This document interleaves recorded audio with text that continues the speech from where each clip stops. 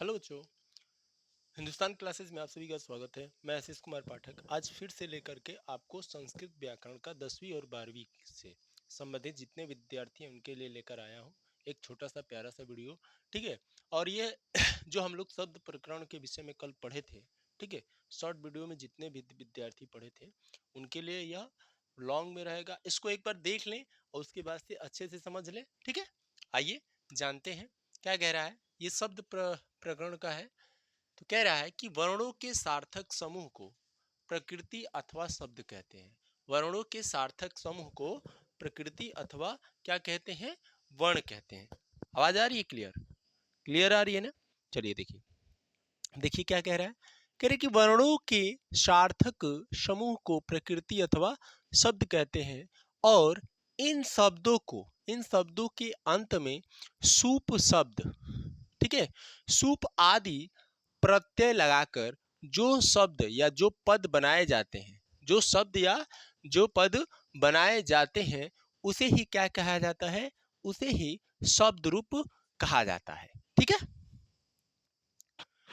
अब देखिए, संस्कृत भाषा में शब्दों के मुख्यतः 3 प्रकार होते हैं। कौन कौन से होते हैं? पहला तो आपका नाम होता है जिसमें संज्ञा, सर्वनाम, विशेषण, क्रिया विशेषण इत्यादि आ जाएंगे। ठीक है, जो यहाँ पर दिया भी है आपको। अब देखिए दूसरा क्या है? धातु अथवा अख्यात। धातु यानी क्रियावाचक शब्दों के मूल रूप का ही इसमें प्रयोग आपको मिलेगा। अब देखिए अंतिम वाला है आपका अव्यय और निपात शब्द। अव्यय और निपात शब्द में क्या है? ये शब्द सदैव एक जैसे रहते हैं, एक समान रहते हैं। ये आगे मैं पूछूंगा आपसे, ठीक है, कि किन किन बातों को बताना है इसमें। नोट में देखिए क्या है। कह रहे कि नाम से संज्ञा, सर्वनाम, विशेषण आदि शब्दों का बोध होता है।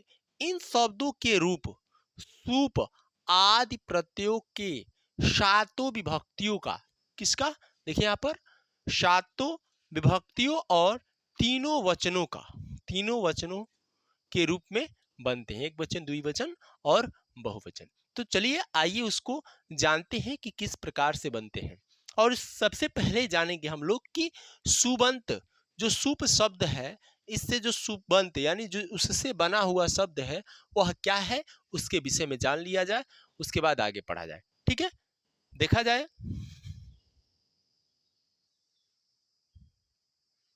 देखिए बच्चों, कह रहा है इनके जो पहले प्रकार है शब्द रूप का, ठीक है, नाम, जो संज्ञा, सर्वनाम, विशेषण या संख्या से संबंधित जो भी कुछ बातें हैं, ठीक है, आइए उसको पहले जान लिया जाए, उसके बाद से इसको तालिका के माध्यम से समझेंगे। ठीक है, देखिए कह रहे कि नाम से संज्ञा, सर्वनाम, विशेषण आदि शब्दों का क्या हो? बोध हो। ठीक है, और इन शब्द रूपों के, इन शब्दों के रूप सूप आदि प्रत्ययों के, इन दोनों के क्या? सूप आदि प्रत्ययों के योग से, ठीक है, सातों विभक्तियों और तीनों वचन बनते हैं। इसके योग से ही सातों विभक्ति, ठीक है, प्रथमा से लेकर सप्तमी तक, और वचन एक वचन से लेकर बहुवचन तक, इन दोनों के मेल से ही क्या होता है? बनते हैं, शब्द रूप बनते हैं। अब देखिए सुबंत क्या है, इसके विषय में देख लो। सुबंत देखिए क्या कह रहा है कि संख्या अथवा सर्वनाम, संज्ञा अथवा सर्वनाम शब्दों के 7 विभक्तियों में रूप बनाने के लिए, ठीक है, रूप बनाने के लिए जिन प्रत्ययों का प्रयोग किया जाता है उसे क्या कहते हैं? सूप कहते हैं। और इन सूप प्रत्ययों के योग से बनने वाले रूप सुबंत कहलाते हैं। क्या कह रहा है? इन सूप प्रत्ययों के योग से बनने वाले रूप क्या कहलाते हैं? सुबंत कहलाते हैं। आए समझ में? इतनी बातें समझिए। अब चलिए आगे देखते हैं नीचे किन किन बातों को कहा है। देखिए क्या कह रहा है कि सूप प्रत्यय और उनके परिवर्तित रूप कैसे बनेंगे? पहले तो इसका एक तालिका बनेगा। पहले लिखा जाएगा आपका यहाँ पर पहले तो लिखा जाएगा क्या, विभक्ति लिखा जाएगा।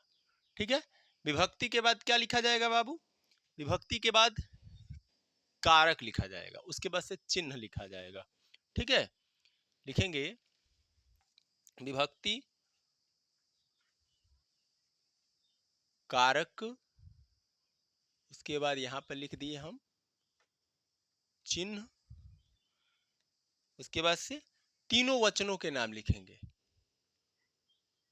एक वचन, द्विवचन, ठीक है, और यहां पर हो जाए बहुवचन।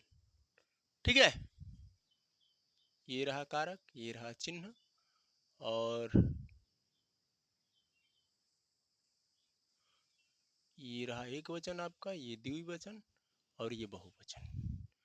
अब इससे यहां से एक तालिका हो जाएगी। ठीक है, यहां से जितनी दूरी तक हो जाए। आई बात समझ में? अब जैसे मान लो, अब जैसे देखो, पहले तो हम लोग क्या करेंगे, इस विभक्तियों का नाम लिख लेंगे। ठीक है, ये ऊपर वाला भी लाइन बना लिया जाए क्या, चलो ये ऊपर वाली लाइन भी हो जाए। ठीक है,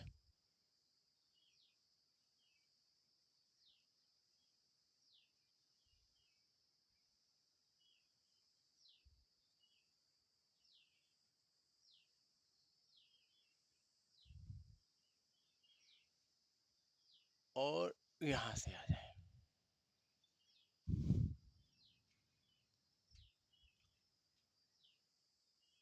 ये तो आपका हो गया तालिका। अब इसमें हम उन विभक्तियों के नाम को दर्शाएंगे। ठीक है बाबू, उन विभक्तियों के नाम को दर्शाएंगे। संबंध, उसके बाद से अधिकरण। ठीक है, ये रहा संबोधन वाला चिन्ह।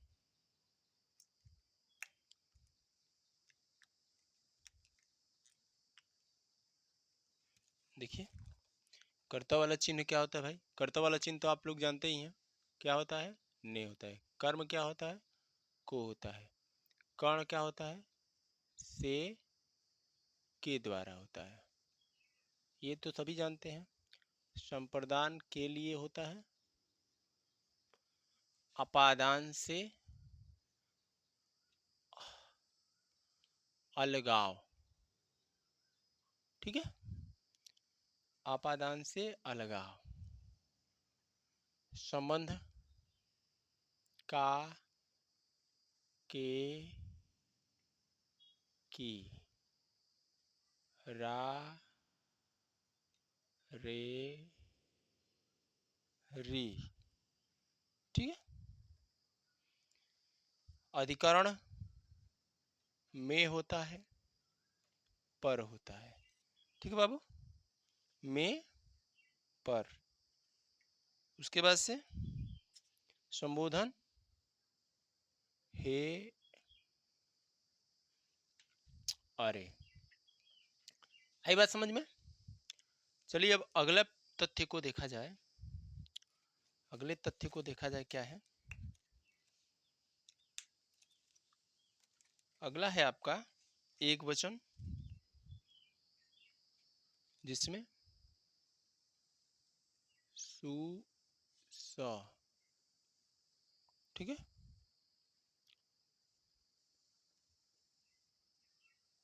अम, टा,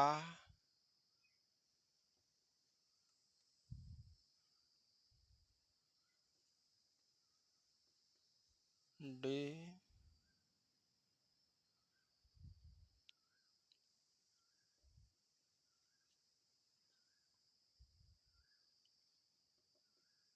अह।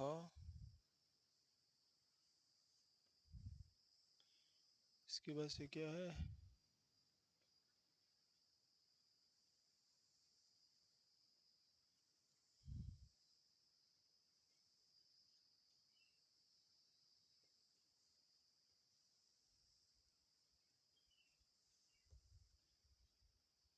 ठीक है, ऐसे आपके एक वचन बनेंगे, इसके बाद से द्विवचन बनेंगे, इसके बाद से बहुवचन बनेंगे। ठीक है, तो आइए इसको पहले दर्शा लिया जाए, थोड़ा सा समय कम लगेगा। देखिए बाबू, ये बहुत ही काम की चीज है। ठीक है,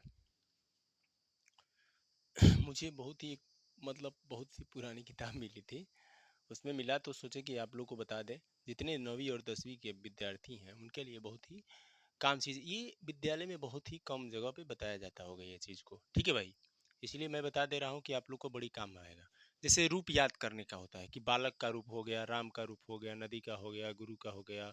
ठीक है, तो उसमें भी रूप बदलता रहता है, अकारांत हो जाएगा, उकारांत हो जाएगा, इकारांत हो जाएगा, रीकारांत हो जाएगा, सुप्रत्यय आ जाए। तो इसमें कैसे हम बदलेंगे, तो इसीलिए हमने यहाँ पर ये बताया। अब बालक को यहाँ पर बनाना है बालक के रूप को, तो बालकम, बालकौ, बालक, और जोड़ देंगे उसमें तो बालका हो जाएगा। ठीक है, उसी तरह से दूसरे दूसरे में बालका, बालकाभ्याम, क्या है, बालका। तीसरा है, तीसरा है आपका विभक्ति में आ रहा है, फिर गलती बता दी का, हाँ, बालका, बालकाभ्याम, बालके भी, इसको देखेंगे। ठीक है, अब उसी तरह से एक आय हो जाएगा यहाँ पर, तो यहाँ पर हो जाएगा, जानते हैं क्या, चतुर्थ है, तो बालकाय, बालकाय, बालकाभ्याम, बालके भय। ठीक है, उसी तरह से यहाँ पर आएगा तो बालकः, बालकाभ्याम, बालके भय, बालकः, बालकौ, बालकाम। ठीक है, इस पर बन जाएगा। उसके बाद से बालके, बालके, बालकौ, बालको। ठीक है, बालकुसु या बालको, बालकेशु हो जाएगा, सु है तो बालकेशु। ठीक है, क्या है, बालका, बालके, ई है ना तो ए हो जाएगा, बालके, बालको, बालकेशु, बालक, हे बालक, हे बालक, हे बालक, ऐसे बनेगा। और नदी का रूप बनाना चाहेंगे तो खूब आराम से बने, नदयाम, नदयो, नदया। ठीक है, इसको इकारांत में बदलेंगे तब होगा। ठीक है, इसी तरह से आप पूरा रूप बना लेंगे, इसीलिए हमने ये आप लोग को ये तथ्य, ये नियम बताया कि ताकि आपको बहुत ही पहले, बहुत ही कम ही वीडियो में, आपको ये नहीं कह रहा हूँ, बहुत ही अच्छे सर हैं हम लोग के ऑनलाइन प्लेटफॉर्म पर, बहुत ही अच्छे अच्छे सर हैं। ठीक है, तो वहाँ पर सब के यहाँ ढूंढेंगे तो नहीं मिलेगा, लेकिन कुछ लोग के यहाँ मिलेगा, इसलिए हमने भी बता दिया कि जिस विद्यार्थी की आवश्यकता होगी तो ये देख लेंगे। ठीक है, और तैयार कर लेंगे, ये तैयार कर लेंगे ये चीज ना, तो आपको आसानी से रूप तैयार हो जाएगा। बस इसको समझना है, समझ लिए तो आसानी से हो जाएगा। ठीक है, चलिए एक बालक का रूप इस पे रख करके दिखाते हैं कि किस प्रकार से बनेगा, कि आपको परेशानी भी नहीं होगी, अनुवाद तो खूब आराम से बना लेंगे इसका। ठीक है, आइए देखें।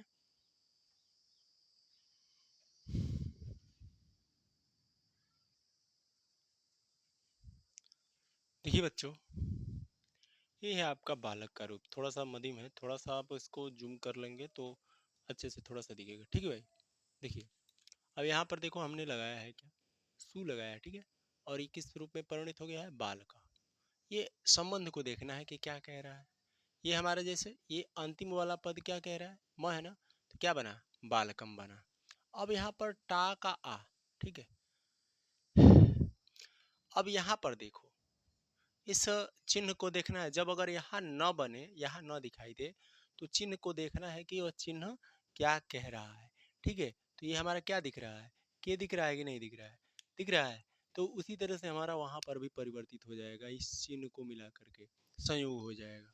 जब संयोग होगा आ से ए में, तो ओ ए बन जाएगा। ठीक है, ठीक है भाई, देखो अब ये क्या क्या हो गया, यहाँ पर बालकेन हो गया। अब इसी तरह से यहाँ पर देखिए, यहाँ पर ए है और यहाँ पर आई है। ठीक है, अब यहाँ पर ए और ए, कहीं भी अगर देखेंगे आप, अगर कहीं पे ए ए मिलता है तो आए बनता है, ठीक है, और इसमें य छुपा होता है। ठीक है, तो ये हमारा क्या हो गया, बालकाय हो गया। जब हमारा ये वाला चिन्ह बदल जाएगा ना तो हो जाएगा बालकात, ये पंचमी विभक्ति का रूप है। ठीक है, इसी प्रकार से आप करेंगे तो आपका तैयार हो जाएगा। ठीक है, अब हम लोग आगे जो हमारा टॉपिक है उसको क्या जानेंगे, सुबंत के भेद के विषय में अगले पार्ट में पढ़ेंगे। ठीक है, क्योंकि ज्यादा लंबा करेंगे तो आप पे भी दिक्कत आएगी। ये चीज को हमको तैयार कर लेना है, इस चीज को पूरा रट लीजिएगा, याद कर लीजिएगा, आपको समझ में आ जाएगा।